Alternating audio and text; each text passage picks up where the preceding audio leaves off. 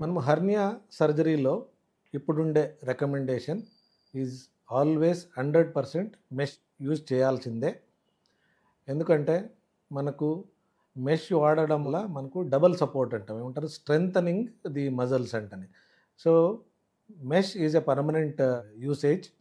Second thing, ఆ mesh వల్ల మళ్ళీ ఏమైనా హర్నియా వస్తుందా అంటని చాలామంది నాకు డౌట్స్ అడుగుతుంటారు. మెష్ బ్రేక్ అవుతుందా, మెష్లో హర్నియా వస్తుందా అంటని. 99% of the times mesh cut through అయ్యేది చాలా రేర్.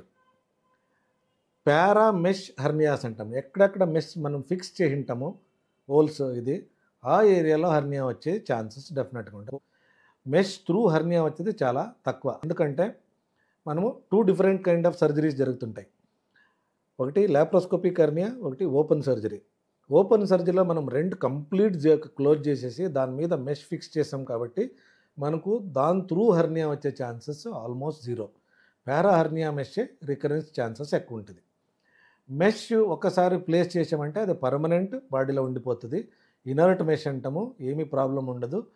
అది ఎందుకంటే మనం ఒక్కసారి మెష్ పెట్టామంటే బాడీలో ఫైబ్రోటిక్ రియాక్షన్ అంటే డెవలప్ అవుతుంది, అంటే కొలాజన్ డిఫాజిషన్.